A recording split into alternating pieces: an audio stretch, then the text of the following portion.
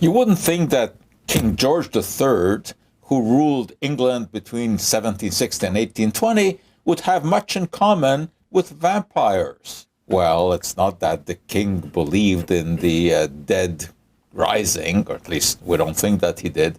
But there's a common feature between the two, and that is a disease known as porphyria. Supposedly, King George suffered from that, and porphyria also gave rise to the myth of the vampire. Let's explore. Porphyria is an interesting disease. Well, interesting if you don't have it. It is a disease of improper formation of heme. Now, heme is a player in hemoglobin. Hemoglobin is the large molecule that carries oxygen around the system and is built up from fragments, one of which is heme. In porphyria, heme does not get incorporated into hemoglobin. It builds up in the body, and that has consequences. It can lead to abdominal pain. It can lead to seizures, confusion, mental imbalance, sensitivity to sunlight. So it is indeed a very real and a very serious condition. The issue has been raised that King George suffered from porphyria.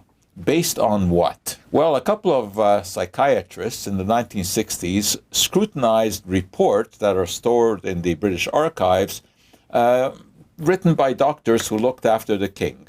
And they did document all kinds of ailments, including seizures and pains and mental confusion.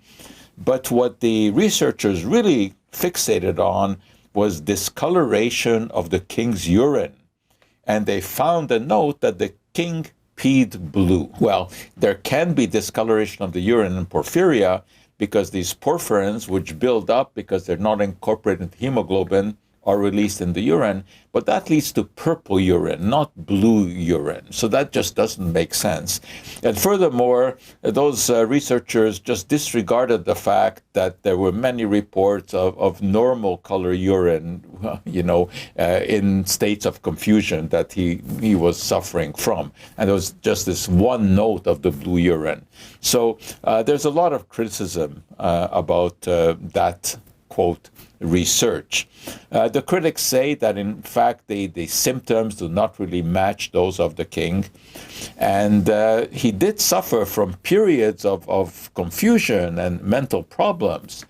However, that is much more likely to be due to bipolar disease. Bipolar condition is a situation where people have periods of mania when they're very happy and exalted, and others when they're depressed. And the king did suffer from this, which is, these days we call it bipolar disorder.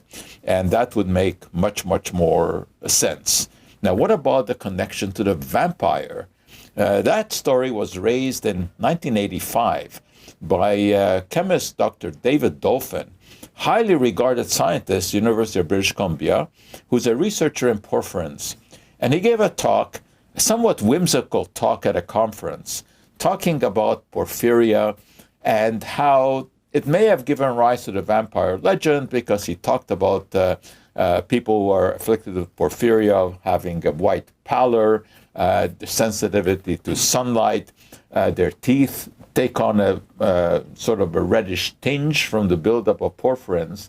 He gave a talk, he never published this anywhere, but there were some newspaper reporters present at that conference, and of course they seized upon this.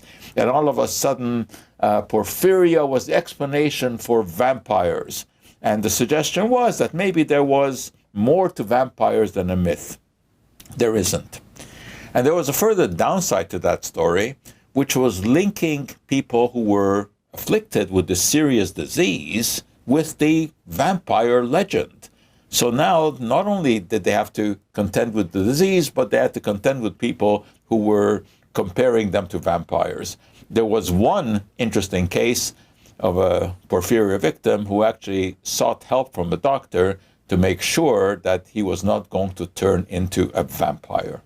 So that's the link between the king and vampires. But as far as the vampire legend, which can be hurtful to people, I think it is time to put a wooden stake through its heart.